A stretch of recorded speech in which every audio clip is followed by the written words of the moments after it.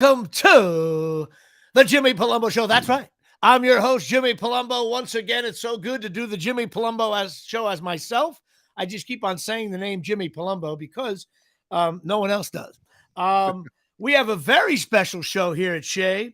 This is show number 82. And of course, normally I have Chris Gucci behind the glass, but he got called away because he's too busy now with his Mojo app and all that stuff, which is good for him. And I had to bring in a wily old veteran, my college roommate from sophomore year in 1984 at Rutgers, your friend and mine, Mr. Ed Zucker. Eddie, good morning or good afternoon. How you doing, buddy? Doing great, Jimmy. Thanks for having me. All right. Well, you came in last minute to come in and fill the void here. So I'm going with a rookie quarterback. You're like the Wildcat. You're like a young Saquon Barkley right now. But this is show number 82. And what do we do with the number? We always equate it to a jersey number from someone in sports. And listen, the first guy I think of is Vito Cab from the Giants in 1985. So the second guy I think of course, is Danny Pittman. Now, listen, I just said two names where two guys just drove off the road because even the Pittman and Vito Cab families don't talk about them anymore.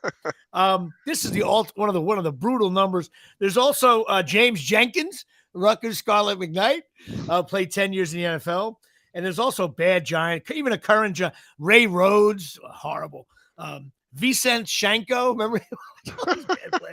Mario Manningham, but you know what? There you go, bro. That's it. But I decided to turn it around here at Shea. I am going with a guy I hate. I still hate him. I don't like saying his name. I have nightmares of this guy always being open. His name is James Witten, the tight end of the Dallas Cowboys for 74 years. Now, I couldn't stand this guy. Draft pick out of Tennessee, comes to the Cowboys. He was a draft pick. Tony Romo, this guy was open on every play. I was at the games. Romo I swear to God, Romo would be like Daniel Jones without Witten. He's got the most games at tight end, at 271. Most catches in a single game, 18. Consecutive games, 235. He started 179. He's just a nightmare. Big white guy, always open, killed the Giants. He has all kinds of weird stats, most receptions, most yard as a Cowboy. He just was always open. I swear to God, if the Giants signed him right now and Daniel Jones rolled out, Witten would be open. That's the way it is. I think without him, the Cowboys win 3 games. So now he's a high school coach, and he tried broadcasting. I was happy. I was actually the only guy when he sucked at broadcasting. I considered that a win for the Giants. Like, oh, Witten, he's still getting open, but he sucks as a broadcaster. So that's it. My guy, James Witten, I can't stand him. He's one of the best players of all time, in my opinion. All right, Eddie, who do you got? Number 82. Well, you mentioned one of the two that I had. I mean, how could you not, as New York Giant football fans that you and I are, go with Mario Manningham, the catch on the sidelines in Super Bowl 46. Are you kidding me? And his name has the word Manning in it. That's all you need. Exactly. But my guy that I'm going with, one of the best wide receivers in NFL football history, Mr. John Stallworth, number 82 of the Pittsburgh Steelers. I was going to mention him, but I figured I couldn't. Somebody would. Listen, John Stallworth, great player, no question about it. Super Bowl winner, the whole bit, him and Lynn Swann. So that's it. We have James Witten and John Stallworth. That's very exciting. Now, of course, we can start our show, God forbid. I want to just give a shout out. Now, I'm having issues with my Patreon fans. I'm stuck at 13. Maybe I'll get my guests to donate to my show. But I said since it's so low, I'm going to be able to read off again my Patreon, stuck at 13, and that is Alex Detsena, my sister, Mary Eileen Riccardi, my buddy Mike DeMosi from Colonia, my mom, Eileen, Joe Palumbo, my cousin, Rob Pastor, Kappa Sig from Rutgers back in the day, James Kanowitz, my web guy and great guy, Jimmy Riccardi, my nephew, John Henry Riccardi, my nephew Eric. So many Palumbos on here. This is like a bad Christmas event here. I got my cornholelevel.com guy, Mike Caprio, and I also have my brother Frank, who's donating. He's the big dog in this group, and my LSU buddy Daryl Clark getting involved. 13 people. I need to grow that. So please, also don't forget, you got to get involved with Instagram, the Facebook, the TikTok, everything. Please sign up, clicky, whatever you got to do, subscribe, tell me you love me, this, that, and the other thing. So now we're here. One of my segments, Eddie, I don't know if you've been listening. My sister, who now I hate, because she said to me, Jimmy, you need to lose weight. Oh, of course. Why don't you weigh yourself every Monday morning and then go on the air? Now it's Tuesday, and tell everybody what your weight is. So you're beholden to the audience what your weight is. And I did well. April 1st, I had to get under 200. I did. Then I started to get crazy. I'll get down to 195. I ran into trouble.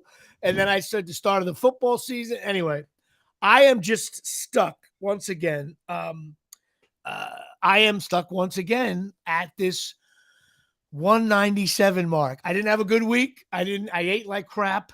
I was out and about, yassa bussing, and I'm still at 197. And of course, when I do this, I'm so clever with this. And my guest, who's only listening in right now, is going to get a kick out of this. I have a sponsor sponsoring my weight loss. How dangerous is that? What am I, like Oprah with Weight Watchers? And that is sponsored by Absolute Eyewear, the sponsor that is the mostest with the hostess. Absolute Eyewear, 42 Main Street, Woodbridge, New Jersey, 732-326-3937. Listen, family owned. Craig and Johnny Michaud, brother and sister. They're awesome. They do full service opticians. They got prescription eyeglasses, sunglasses, safety glasses, glasses for the kids, getting involved over there. And of course, I must say it as always, $100 off a complete pair when you mention this show. Remember, it's got to be a pair. But listen, they're open 5 days a week. Eddie, you don't know this. They're closed on Wednesdays because of softball, and they're closed on Sundays because the football giants are on the air. But most importantly, they have the best tagline of any company, but I invented it.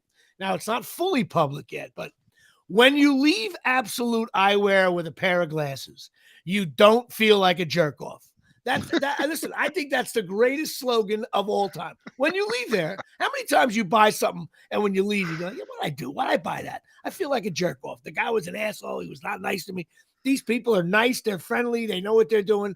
And when you leave there, you don't feel like a jerk off. So someday when this podcast is huge, okay, I'm going to be on television going, Jimmy Palumbo says you don't feel like a jerk off. Go to Absolute Eyewear. And as always, ladies and gentlemen, the following sunglasses are available at Absolute Eyewear.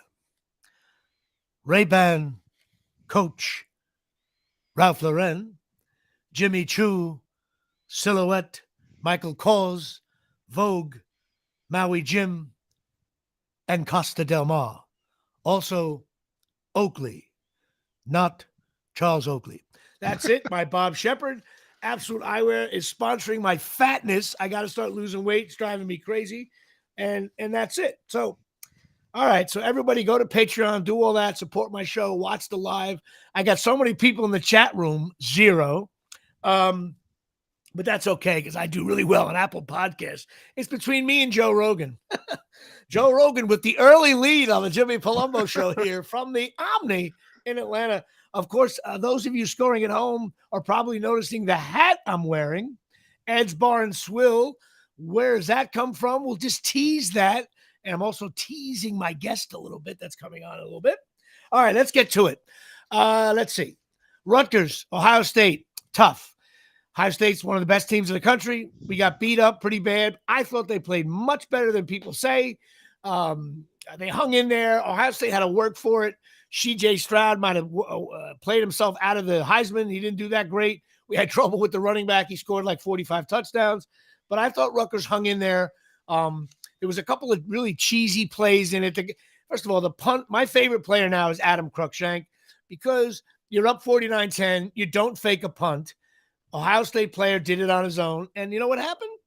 Cruikshank just nailed him out of bounds, which is great. All Rutgers fans love this guy now. But listen, we got a third-string quarterback in there for us. All our quarterbacks are hurt.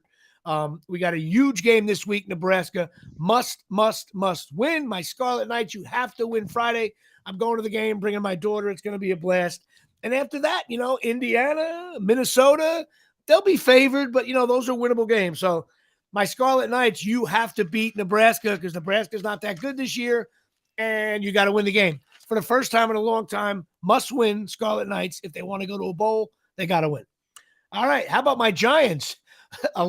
They play lousy. They're running the Wildcat with Saquon Barkley. But you know what? Listen, we have October football for the first time in 100 years. We're actually playing in October.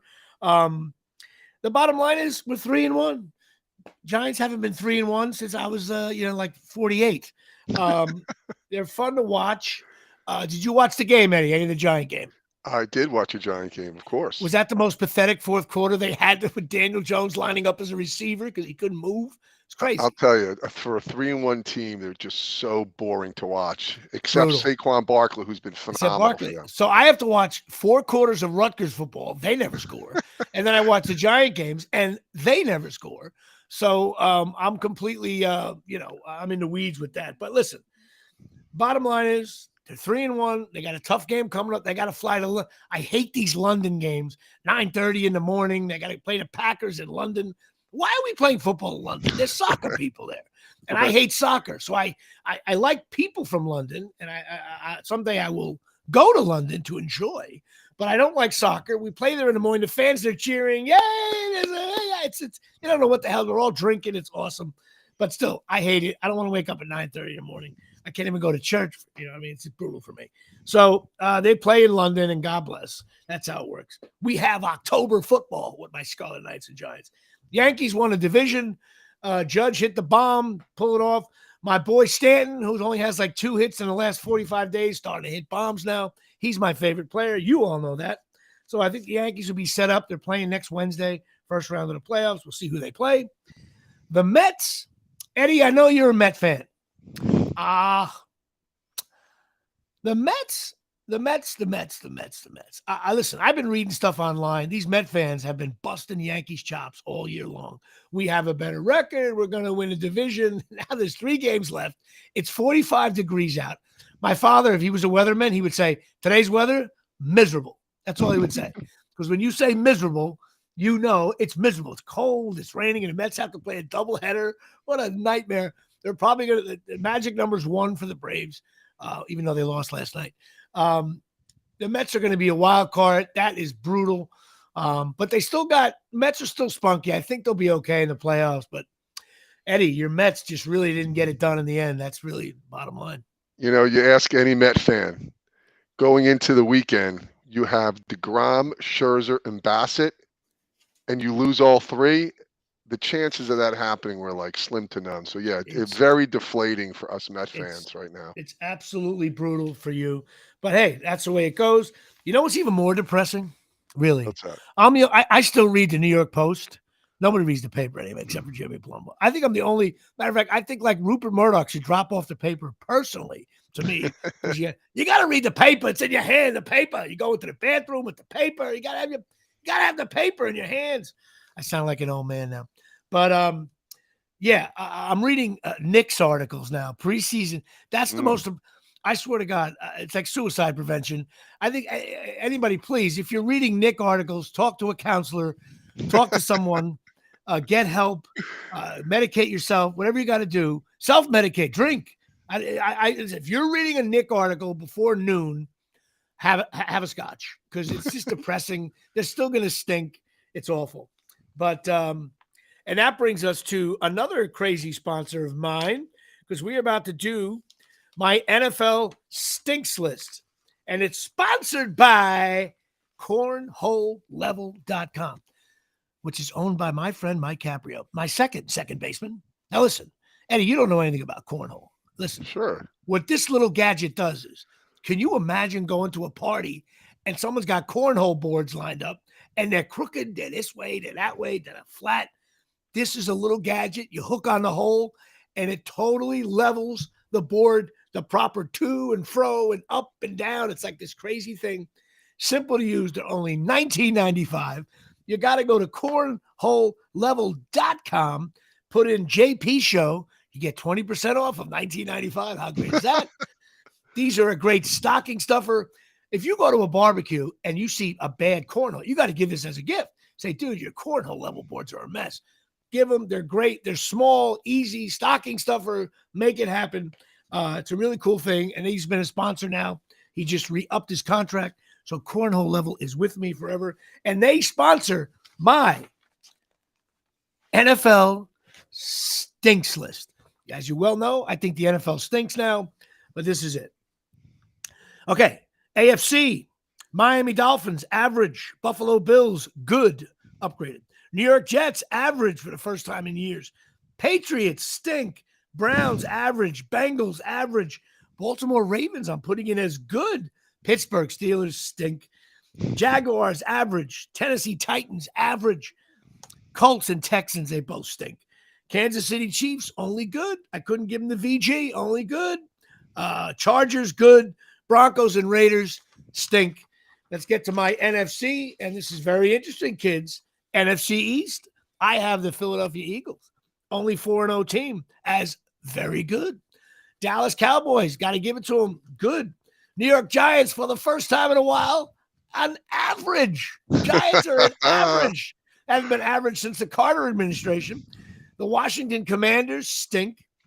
Minnesota Vikings average. They're upgraded. Green Bay Packers, they were stink for a while, but I got them up to good now because they play the Giants, so it looks good if we beat a good team. The Chicago Bears stink. You can't beat the Giants. They were running a wildcat with Barkley at quarterback. It was awful. They stink. The Lions stink. The Lions lead the league in stinks. Tampa Bay Buccaneers downgraded to average. Falcons upgraded to average. Panthers and Saints, you both stink. 49ers average. Rams average. Cardinals average. Seahawks average. That was supposed to be the best conference in America, and Jimmy Palumbo has them all at averages. Now, those of you scoring at home, that's 11 teams that stink. Last week I had 19, so there's a lot of less stink in the air. 14 averages, 6 goods, and 1 very good. So that's my stinks list, sponsored by cornholelevel.com. ESPN is reportedly picking up my stinks list. I think it's a wonderful thing. And maybe I should put that whole segment on the Instagram, TikTok-y, Facebooky. Well, listen, Eddie, being that you don't know anything about anything, and you're just stepping in here, the first thing we could, that was a big thunder. I don't know if you guys heard that. That's miserable weather there. We could talk briefly before we have our guest. Quick prediction. You only got 2 seconds. Ready? Are Rutgers basketball, they going to make the NCAA tournament? No. Wow, you're with me on this. Gio and Harper are gone. They're not going to replace those points. I'm with you on that. We're fans. We're going to root. And this team will be different. We got to lower expectations and have some fun with it. All right. Now, I have a very special guest. Ladies and gentlemen, now I'm going to try to do the toggle thing here if anybody's on the streaming. She is an old friend of mine. I started work with her back in the day with a group called Live on Tape. I'm going to bring her on board here. She should pop right on. There she is, your friend and mine, Mary Birdsong. Mary, can you hear us? Jimmy, I can hear you. Well, there you go. Now, listen, Otis, I call Mary Birdsong Otis Birdsong. I've been doing that since I met her. Her last name's Birdsong. I'm an NBA fan, Otis Birdsong. And plus, there was Otis Anderson, who spelled his name with 2 T's. So I just call her Otis with 2 T's. And Carl Birdsong was a football player. That's it. So there's so many Birdsongs. And even though Mary is not really an athlete or anything, it's fun to get a nickname from me. Now, I met Mary back in, I think it was 1993. Is that possible? Probably, yeah. 93. I was in a sketch group called Live on Tape with Artie Lang. And what happened was Artie ended up booking Mad TV.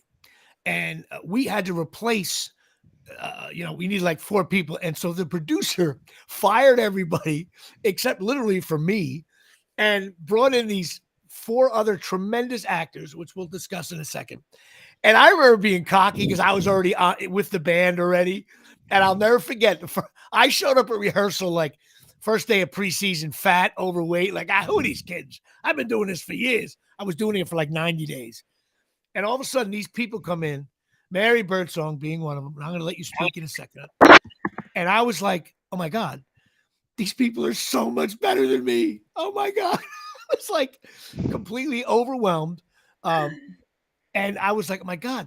So Mary Birdsong, I met you at a rehearsal for Live on Tape. And but I gotta say, first of all, and this interview's all over the place, but Mary's gonna talk a bunch. She's one of the stars of Reno 911, so which I think is awesome. And she totally rocks it. She is. What do you go as deputy? Was it Kimball? What do you got? Charisha. Deputy Kimball, and the first name is Charisha.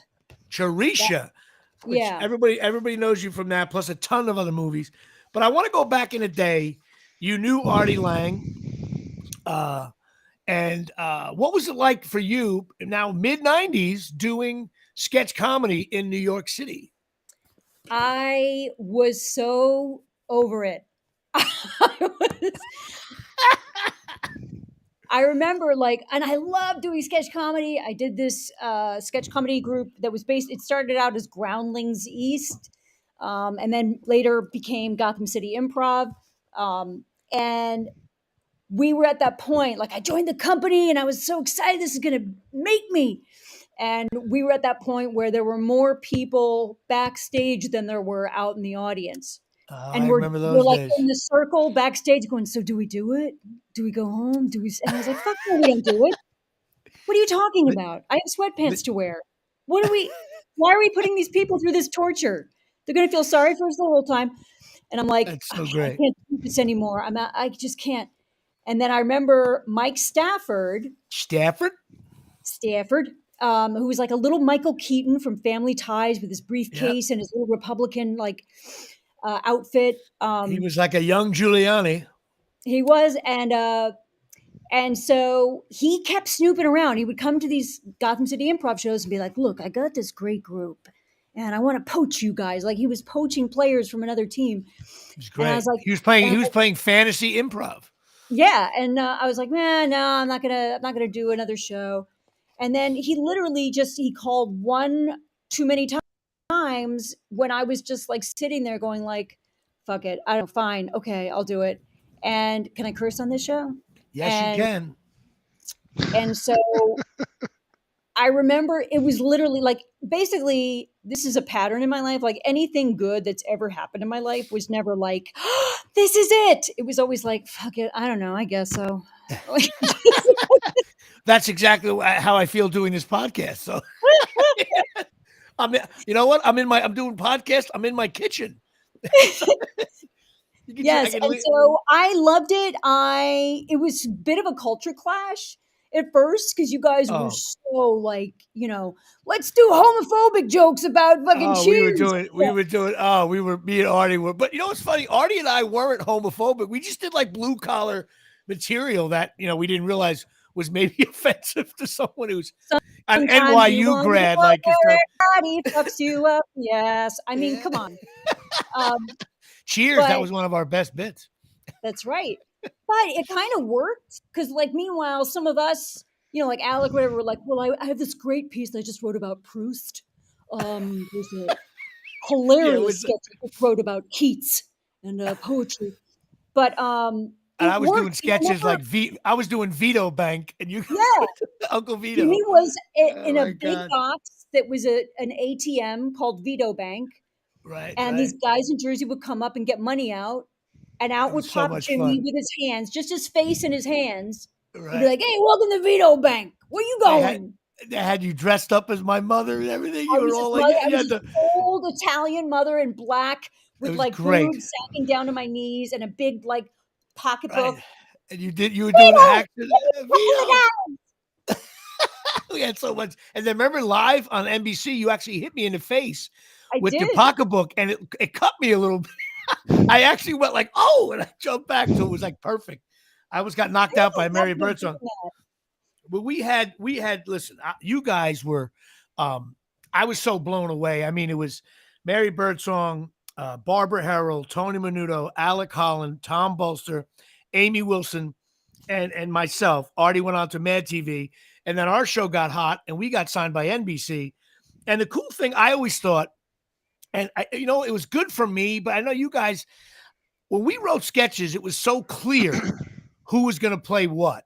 Now, I know some of the people in the group wanted to expand their repertoire, but to me, it was when when the delivery guy, you ever notice the parts I played, the delivery guy, the jerk off guy, which I embraced it. I was like, you know what? I'm going to come on stage and I'm going to have 2 lines. I'm going to get my laugh and get off and let these brilliant people get laughs throughout. So I didn't mind being in the sketch. As long as I was in the sketch, I didn't really mind. But then you almost always had either like a delivery, like takeout bag in your hand. I was like, I was the guy like, what the hell's going on here? I remember the sketch we did in the elevator, Abavator, it was called, to that ABBA song, and you guys were doing all this dancing, and I just played a guy getting on the elevator again. I think it was my best work. All I do is get on the elevator and I get off. Brilliant work. There was so much going on in my head with that scene. You know what, Jimmy? I thought you didn't even know it, and you didn't even, there wasn't the word yet, and you were branding yourself. I was branding myself as jerk off guy coming on and off. But no, it was fun. I'm friends with everybody still in the group. They're all doing well. Me and you, I guess, are technically the last of the Mohicans still in showbiz. Certainly, you're further along than I am, but the other people, Tony's still doing creative ad stuff, and Barbara's still doing this cool podcast thing. I don't know. Did you ever do her show? Barbara's podcast is called Every Family's Got One. Right. Have you ever done it? Yeah, I did it too. It was awesome. We did a live reading in the city once. It was great. Oh, that's so cool. It's a really good show. Every Family's Got One. It's just about all the, that freaky story in your family. Right. It's really, really a great idea. And I still talk to Tony and her. They're so sweet. We totally have to have a reunion. Well, let's see now. After Live on Tape, I ended up, I thought we all thought we were going to be TV stars. And then NBC and Lorne Michaels decided to not air Live on Tape. That was strike 1 in my career. I thought I was rounding third, going to slide home with the win. I got thrown out by 5 feet. So that sucked. And then, so tell me what did you end up doing immediately after Live on Tape? I know we started going to LA a lot. Yeah. What did you do after that? I remember I was doing Live on Tape, and then again, same thing. These 2 guys, there was a 2-guy comedy group called the 2 Andys, because they were both named Andy. Right. And they asked me if I wanted to do their show. And this was right after Live on Tape. And I was like 25 and already cynical. I was like, yeah. Oh, you're doing a sketch show? That's cute. Yeah. Good luck at that. And living in Queens. And I was like, fuck, all right, I guess I'll do it. And I thought the guys were gay also. Because they were like, Andy, they lived in apartments above each other. And I wound up dating one of them for 2 years. What was his name? Andy Secunda. Oh, I forgot you dated him. Yeah, he won an Emmy. That's right. I totally remember it now. I forgot all about him. He was a nice guy. Yeah. I remember. Yeah, he's a great guy. And he wound up writing for the Conan O'Brien show and for the Goldbergs. And not only did I wind up dating him, I wound up living in the apartment of his sister that was a rent stabilized Upper East Side 1-bedroom for $550 a month. And why did you ever move out of there? You should have. I still be living there. Forced me. After 15 years, they were like, hit the road. We found out what you're doing. But his sister, Ruth Ann, also became my agent. She got me a development deal at CBS. So Ruth Ann Secunda, of course. It was one of those things where you were like, fuck it, I guess I'll do it. Nothing going on. And it wound up like being the next 10 years of my life because she was a really great agent. I remember trying to get on the phone with William Morris to ask, to talk it out and be like, should I, look, I have this opportunity. I really feel like, and I could not get them on the phone. And I was like, you know what? Why am I feeling bad about like leaving this agency? They won't even let me break up with them. I totally I go through the same thing. I have a nice little, I have good representation. I always have. But William Morris, first of all, I was signed with the New York Yankees. I didn't own a glove. That's what we were signed. Me and Artie were signed by. They were too big, and I realized that nobody was hitting me ground balls over there. I was like, wait a minute, I shouldn't be. I waited too long to switch over, and I finally did with your help, by the way. Over at now I'm with Henderson Hogan. I've been there ever since. But yeah, that was a weird time. We were listen. Well, you know what? I look back now. I'm 57 years old, and I look back, and part of me says, Jimmy, you were a little cocky. Live on Tape. You got out to L.A. I felt I was with this awesome band of sketch people that were the most talented people I've It ever did feel worked like with. a band. It felt Yeah, you like walked in. So everybody talks about going. I strolled into LA with I was like Sinatra at the Sands. Like, what do you guys do? Television out here? Gather around. Palumbo's in town.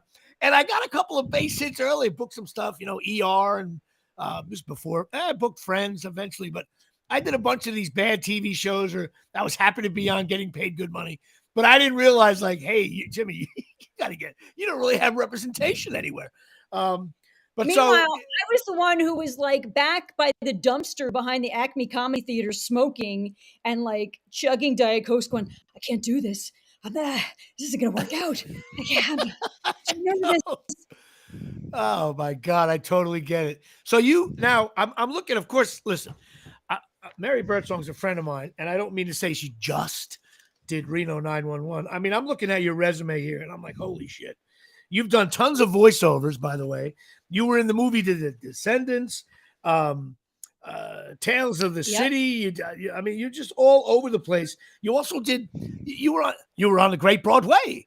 I mean, you did the with I did a Broadway Martin Short. Musical. Yeah, I did a Broadway musical with Martin Short called Fame Becomes Me, and it was a huge, great, good time. We toured for about 6 months first, and then wound up on Broadway. He was a really incredible. Are you still friends with Martin Short or no? Yeah. I mean, we don't like hang out, but he's definitely like he's done me favors. He's come on like a web series and he's called. Like there were a couple of times I was up for a job and it was not definitely it was no shoe in, and he called and like put in a good word for me and stuff. So he's a really good guy who will tear you apart and then put you back together. He is vicious, but he is an evil in the best way. He'd be like, he's like you. You know what I mean? He's like, Jimmy, boy, where you going with that hat? Like he makes fun of everybody. Right. And he seems like a good guy. So I would be calling him a jerk off to his face on stage. Calm down there, Marty. Anybody call him Marty? Any of that going on? Oh, sure. Marty, I like your work, but you're being a jerk off. But that's the thing. If you could bust his balls back, he loved it. I'd be like, Marty, where's your ass? Do you have, what is with these pants? Like he had no butt. He would laugh. He loved it. That's awesome. Yeah. Well, tell me, Descendants. Tell me a little bit about that. That was crazy. Like when Jimmy and I were with the same, for the fans here who don't know, Jimmy and I were signed with the same manager for a long time. Who was originally his name, Peter Principato. I'm still with them. Or now Peter Principato props. Yeah, he is the one who took Live on Tape under his wing when he was just doing commercials. And it was those things where like two people have this opportunity together. Like he saw it as his way out of commercials. Yep. We saw it as our way out of waiting tables. And correct.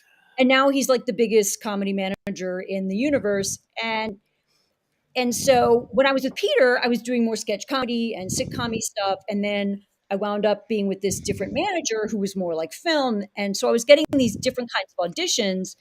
And I remember I got the audition for The Descendants, and the description said like 25-year-old hot half Hawaiian model. And I was like, guys, are you fucking kidding me? I'm not auditioning for this. They're not going to cast me. You are hot, Mary Birdsong. Well, I will label you as hot. I don't know about the 25. I was out. I will say I was probably like 30 something, but and I remember, what, the only reason I wound up like putting myself on tape is because they gave me a lot of grief about it. They're like, just do it. Just put yourself on tape. And at the time I was running around town with this young man named Jack, and he was super cute. And I had such a crush on him, and he was an actor. Hello to you. And what is Birdsong getting involved here? What's some pain on it? Guys think that they're the only ones who like connive and manipulate to like get in a girl's pants. But I was like, I'm gonna ask Jack to help me put myself on tape because he's an actor and he likes doing that kind of stuff.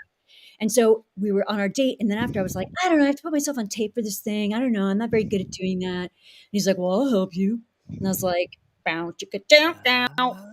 So yeah, he And helped put Otis me. Birdsong for threes. Got it. What time did anyone? Yeah, so he put me on tape. I forgot all about it, as you try to do with these things. You try to forget it because, if you waited like to hear yes, you'd be miserable. And then I remember I was walking up the street, New York City, 3rd Avenue, tons of packages. I think it was like Christmas or something. Raining, tons of packages, exhausted, sweaty, tired. It's nighttime. And I got a phone call from my agent, and she told me that I got the part. And I literally Wow. dropped my bags and started dancing on the sidewalk. And That's there was this awesome. security guard. It was like deserted. It was like that weird stretch of 3rd Avenue that, like, after dark, there's no townie. And the security guard looked at me like I was a crazy homeless person. And I couldn't believe it. And she That told was me, huge. Mary, this is the most important part. You were his number one choice. And I've never forgotten that. So that was really nice because it wasn't like That's a big old beautiful. broad comedy. You know what I mean? When I booked the family, I get a phone call from Ted, my manager. Hey, Jimmy, it looks like you booked a date on this movie, The Family, with Luc Besson. I was like, oh, great. I'll make $1,500, right? He goes, hey, hang on. His call's coming in. Calls me back. He's like, it looks like it's going to be like 3 days. I'm like, oh, good. $4,500 then. I feel good about myself. And then he's like, hang on. His call's coming in. And then he's like, no, you're going to be a week. You're going to work the whole week. I'm like, it's going to be $8,000. This is good. And then he calls up and goes, you're going to go to France for 6 weeks. I was like, wait a minute. I went from one day in Queens to working in France, all within a 9-minute phone period. It was pouring rain. I went into that what's it called? Not Live Bait. That little shitty bar used to be on 23rd Street with all the I vintage remember stuff. a place called Live Bait. Yeah, this wasn't Live Bait. I don't know why that name came in my head. And I went in there and I ordered French fries. And I called my mother and father and I was like, Mom, I'm going to be in France doing a movie with Robert De Niro. So my dad got on the line. Well, what movie's he doing? He playing a mobster? He's like, yeah, Dad. My father was old school with that. Meanwhile, it was raining out. So I said, Dad, it's miserable out. So that's the only thing he knew. But that was fun. So let's see. Now, you've done, the voice. I didn't realize how much voice work you've done. That's awesome. Can I plug something? Yes. Well, two things. Speaking of podcasts, there's a podcast that I just started doing, which I love. It's almost like if they said, looking for Mary Birdsong. It's called Odd Jobs. And the premise is they interview people from history who had weird jobs that don't exist anline.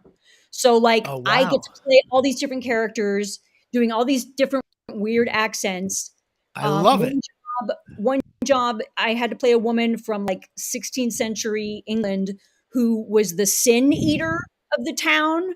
So whenever anybody died, they would lay the body out and put a piece of bread on top of the body, and the sin eater would come and eat the bread to take away the sins of the deceased. Oh my God. And so it's got all kinds of, there's a funeral clowns. There were all these fucking hilarious jobs that don't obviously exist anymore. But I just started doing that. Chris Parnell is the host, and I just love it. And I don't know when it airs, but it's on Wondery. And then when does it start? I'm not sure. I think it's pretty soon, but it's on Wondery, and it's called Odd Jobs with Chris Parnell. And then the only other thing is Reno 911. All new episodes on Comedy Central starts, I think. Well, we have to talk about Reno 911 a little bit. If there's some kind of delay on the video, there's nothing I can do. I hear you though, so okay, it's probably screwing us up a little bit, but we're okay. So Reno 911. All right. First of all, you know what made me happy and sad when I went on IMDb and I was looking at all the different cast members. And there are all these guys, Joe Latrulio, Ken Marino, David Wayne, Michael Ian Black, Michael Showalter, Matt Walsh, Matt Besser, David Wayne, all these guys that back in the day, we were all nothings squirrels trying to get a nut. And of course, everyone got the nut, except I'm in my kitchen doing a podcast now. But with Ed Zucker, my roommate from 1984, who was freshman of the year in the Atlantic 10. Boy, are things bad for you. Yeah, things went downhill. But I it was just so great to see all those names and all of them. They're really, all those guys are so. Whenever I see them or I see them somewhere, or I shoot them a text or something, they're always so sweet. Really, a bunch of nice people there. But tell me about the whole Reno thing. How did that the audition? How'd you get it? I mean, obviously Tom Lennon and all that stuff, but yeah. So when Jimmy and I were running around doing sketch comedy in the '90s in New York City, there were a bunch of people in the State, which is kind of a legendary sketch comedy group in the '90s, and a few of them were starting a show called Reno 911, and Peter Principato, our manager, represented them as well and was a producer on this new show they were doing. So what I didn't realize at the time was Carrie Kenny, one of the creators and stars, was pregnant.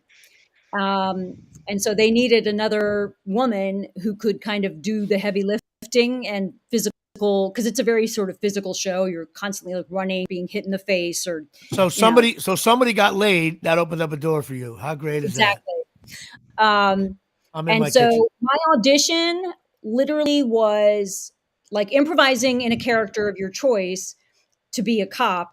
And then you had to do an improv with Tom Lennon, where in this little teeny tiny office, and we got behind a chair, and they're like, okay, the chair is like a big bush, and Tom is whacking off behind the bushes. He's just another crazy perp, and your job is to stop him from running away. And so basically the whole audition was like, if I could restrain Tom Lennon enough to make him not run away, then I had a good chance of getting the part. So yeah. There you go. I got now. Initially, were you a regular, or did they have you? Look at you, strong like bull. Strong like bull. Yeah, I was. Yeah. I was a regular deputy. I didn't think there was any guarantee at first that I would be beyond that season to cover her pregnancy, but God bless, they kept me on for 3 more seasons plus a movie. And now for these additional seasons, we're like the comedy cockroach. There's nothing you can do to kill Reno 911. Right. Oh, I know. It's been on like 4 different networks. It's got a huge fan base. It's awesome. Yeah. Funny shit. So that's been, I mean, you've done like 75 episodes at least, something like that. That's unbelievable. Probably. Yeah. And they're all new episodes starting October 19th on Comedy Central at 10:30 p.m., 9:30 Central. Okay, now that's a big plug for Reno 911 getting involved here, Jimmy Palumbo Show. Let's see. Let's do bad podcast questions. What was your, besides live on tape and working with me, what was your second most favorite thing to do in showbiz gig? Besides Reno, that's your big thing, I guess so. Besides Reno and working with me. Like an established. What role did you relish, love? It sticks with you, you know. I mean, the Fame Becomes Me show was definitely in the top 5 with Martin Short. Right. But it's weird because some of my favorite things weren't the fanciest.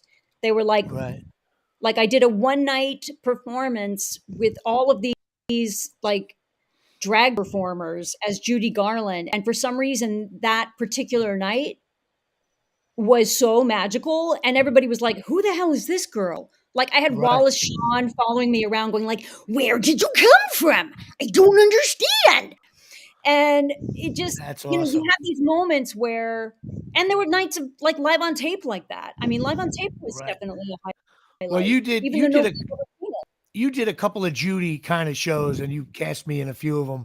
And I loved it because, again, I was playing like a photographer and stuff like that. You just totally nailed all that Judy stuff. You did the one show, I think it was called Judy Speaks. Was that one of them, the title? Or am I getting that wrong?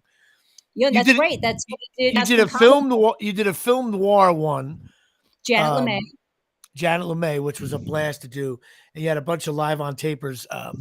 Did you play? I think you played Johnny LaRue. Was Johnny that your LaRue. name? Yes. And on a sketch you wrote, Janet LeMay, I get scattered to death. That's right. And then you had the ultimate, you had the funniest line ever that no one laughed at but you and me.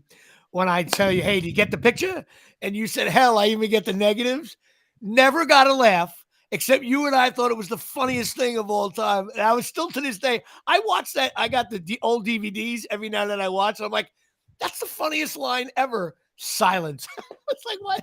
We have to figure out how to get those tapes released because we have 5 hours of like broadcast quality sketch comedy. I'm going to talk to Stafford again. He's got to make another call. In Studio 8H. That's SNL's legendary comedy studios. I know. And to this day, Jimmy knows that if any of the Live on Tape gang goes back to Studio 8H to do some kind of TV thing. Yeah, the crew there, the crew guys love us. The crew will quote us lines from sketches. I know. That they still it's unbelievable. I know. And they were young kids. Now some of them are retired probably now, but still it was a big deal. Let's see. Now, who was what was the gig? I like to talk about like showbiz stuff a little bit. What was the gig that you thought was going to be a big break and it totally shit the bed? Oh, well, Live on Tape, but that was shit the bed number 1. But it was still worth it. But actually, it was not that long ago, relatively speaking, because there were some lean years, and I auditioned this TV pilot, and it was the first time that Roseanne Barr and John Goodman were going to be reunited on television since the original Roseanne show. And it was called Downwardly Mobile. They played a couple that ran a mobile, like a trailer park home. And I played this great like sidekick who was based on one of her actual best friends.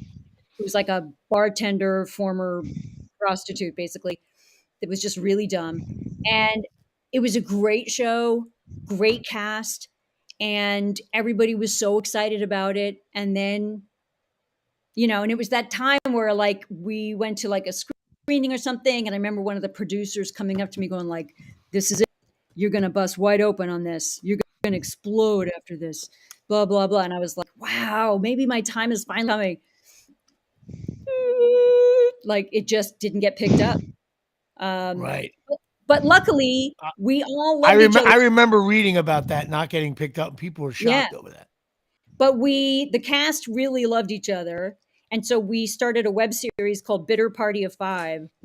And the first episode is literally, for real, us gathered around a table, calling NBC, trying to get Robert Greenblatt, I think was his name, on the phone to say like, so did the show get picked up? Because nobody would tell us. That's something that you don't know unless you're in showbiz. Like nobody tells you. It's the only like industry where you can like just not be told you're fired. Right. Like nobody even tells you. Well, that's why I do the Jimmy Palumbo podcast because I've tried to fire myself and I couldn't get myself on the phone. I woke up in the morning, and said, Jimmy, you got to fire this guy, Jimmy Palumbo of the Jimmy Palumbo Show. And I fell asleep. I didn't answer my own phone. But that is frustrating.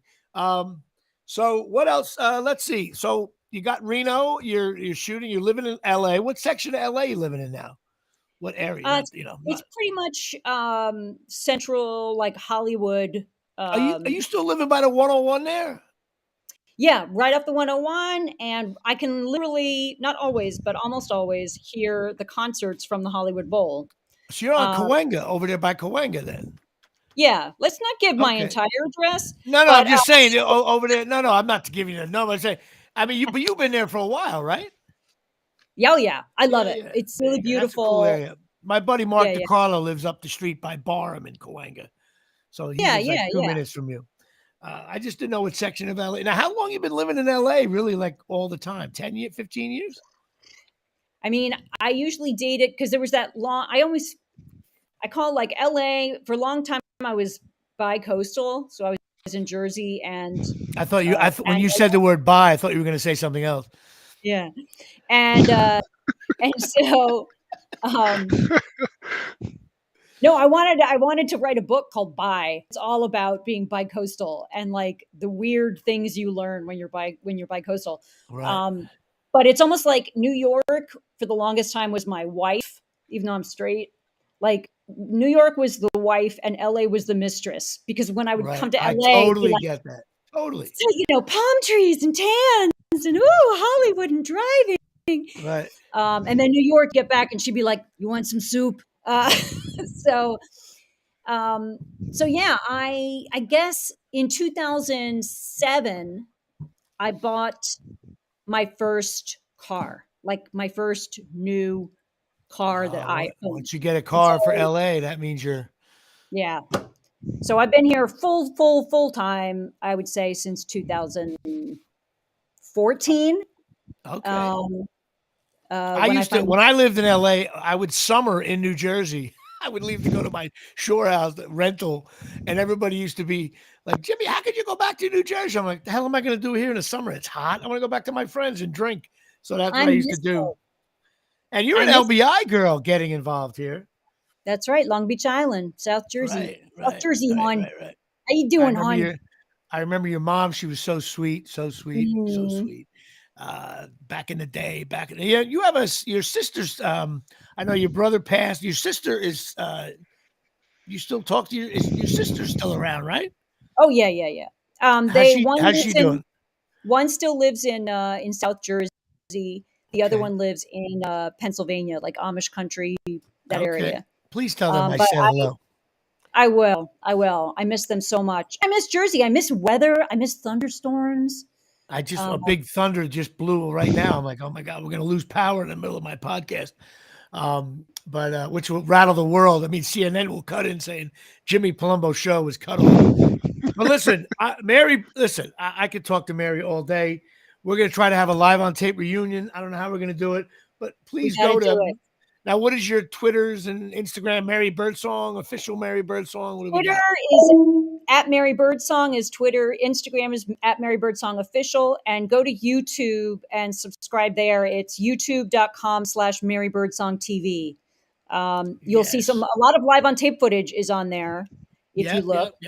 With Jimmy Palumbo.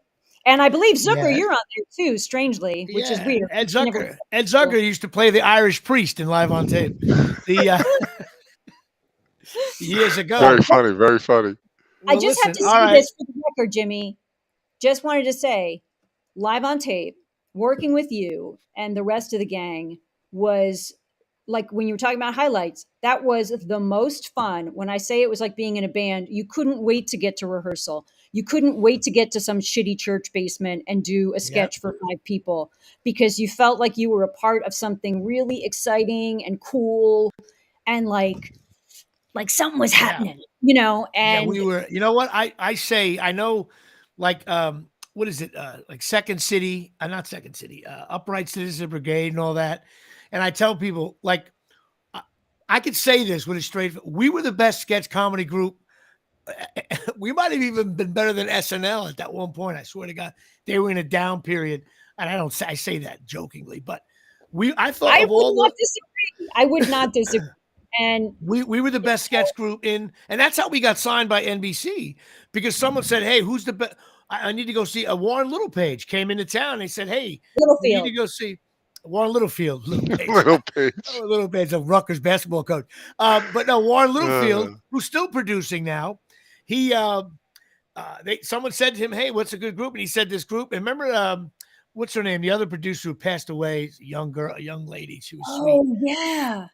Can't think of her name right now. And she said, next thing you know, we were signed by a deal. It came out of nowhere. But the thing was, I remember talking to other improv people, and they were like, "Oh, these guys, like, how did they sign?" I'm like, "Hey guys, I know we got a miracle deal here, and it came out of nowhere." We had that big show at West Bank Cafe, and I remember I had a great show that night. I was like, you know what? I'm going to take the ball and jam this, and we were all on. And next thing you know, we got signed, and people were like, "Oh, this group, how did they get signed?" I'm like, "Listen, I know we got signed maybe on a Hail Mary pass, but our shit's good. We worked our asses off." Yep. Do you have, if you have time to do it, but I think you were the one who told me a story about Mike August, who was a former agent of ours at William Morris, where somebody was like, "How did they get signed? Like, how'd they do it? Like, what was their gimmick or whatever?" And he was like, "What was their, how did they, let me tell you something. those kids busted their balls. Like he sort of read them the riot act and said And how hard we worked, how long we worked. And not only that, I got to give credit to Mike Stafford because he was the producer and he wasn't an asshole.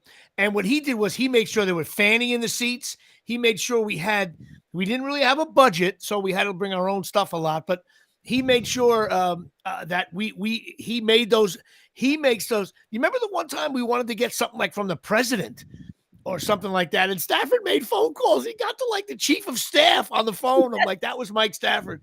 I'll never forget the funniest thing Mike Stafford ever did.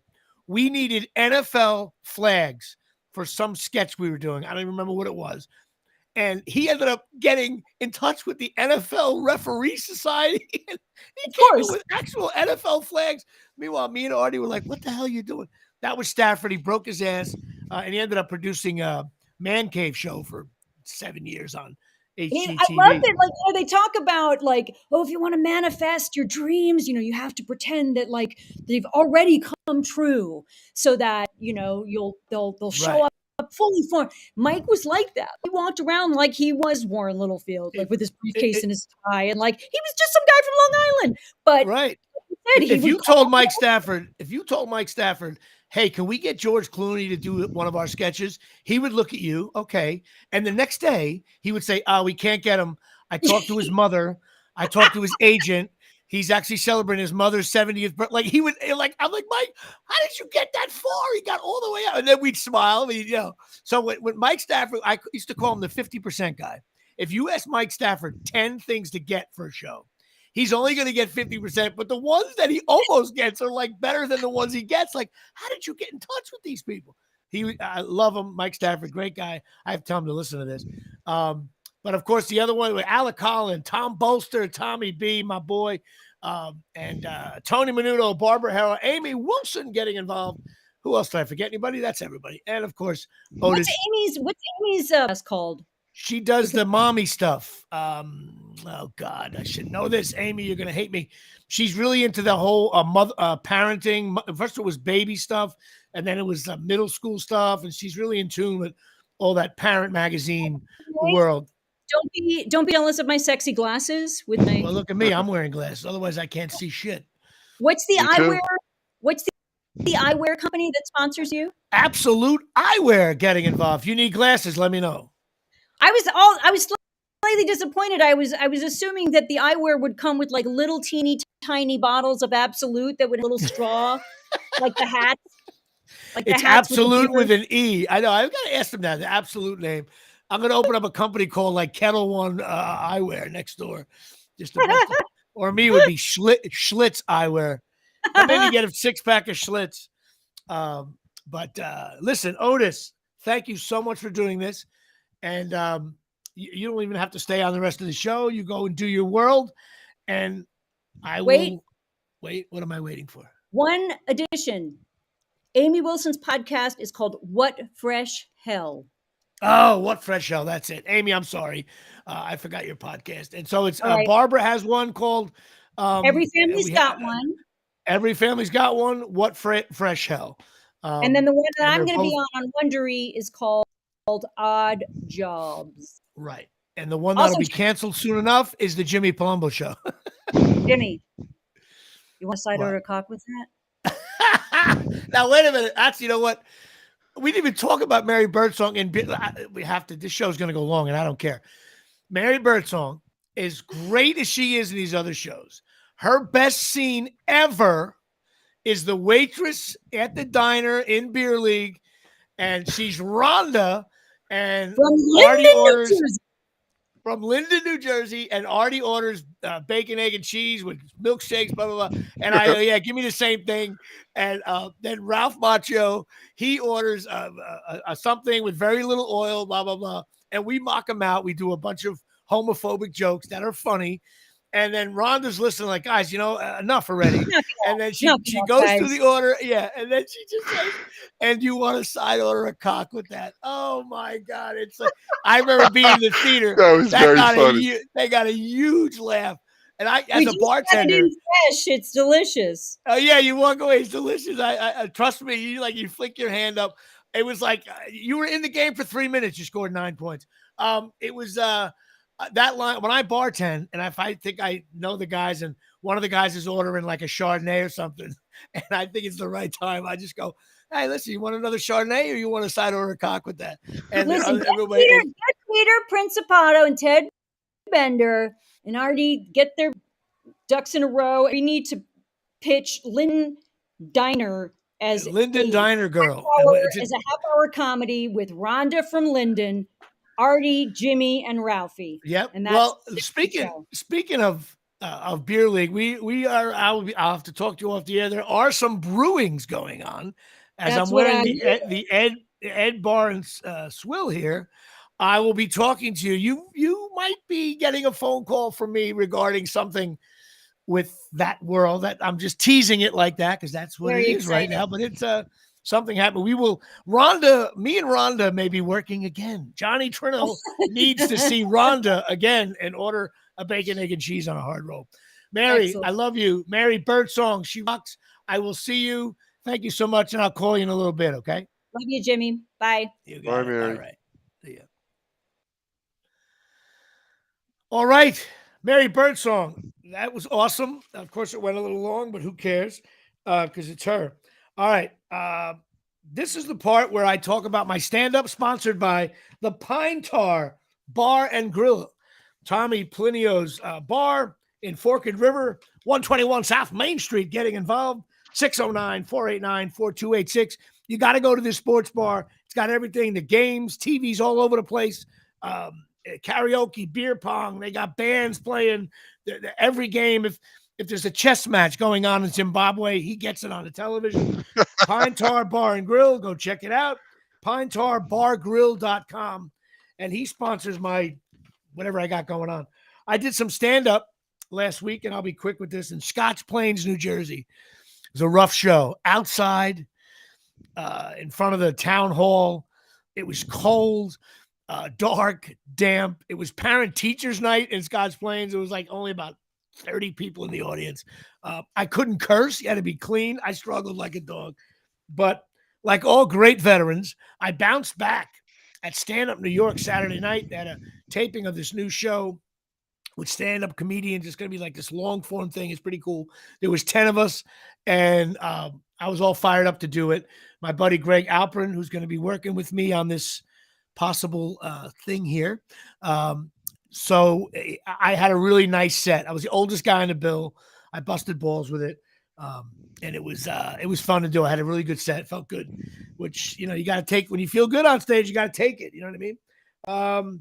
Unfortunately, my gig in Ohio got canceled. The wussies out there for this baseball team decided they couldn't put it together in time. And I'm very sad about that. My buddy Rick Antonori, the coach of the baseball team, he tried to put it together, but it didn't work out. But we may do something in the spring. We'll see. So I will not be going to Ohio. People are going to say because Rutgers lost to Ohio State, which is why I'm not going to Ohio. I got gigs coming up. I have a big gig. I got to ask my fan base here that I got a gig on October 21st and October 22nd, Friday and Saturday, 9 p.m. at the Comedy Cove in Springfield, New Jersey. I'll be posting a lot about it. It's the first time I'm headlining 2 nights in a row, like a regular comedy club. I'm looking forward to it. So everybody, please, if you can go to that show so the guy doesn't think I'm a jerk off. Maybe after he sees my set, he'll think that. But go check that out. Since we ran long, I'll talk pretty quickly. I've been watching House of Dragons. I still don't get the creepy incest thing. I hate it. Is anybody with me on this? Eddie, you don't watch the show, you told me, but they do this to the uncle marrying the niece. It's awful. Who the hell wants to watch it? I don't get it.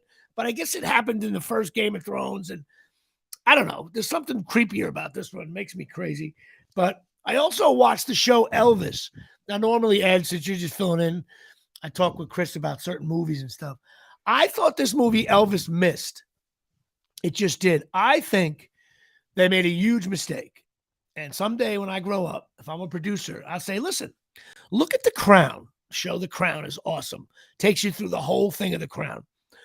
I think Elvis should have been a 30-part, 3-year, 30-episode thing on Netflix from the very beginning until the brutal end. It was cool seeing the songs, and you see how great Elvis was and how big he was, but I think there was so much more and about Elvis and Colonel Tom Parker, and I just think it deserved the crown kind of thing where you really go episode to episode of how big this guy was, and how big he was in Vegas, and how big he was in Hollywood, and how big he is now. I mean, Elvis, Marilyn Monroe, Elvis, Joe DiMaggio, John Wayne, Michael Jackson, the Queen.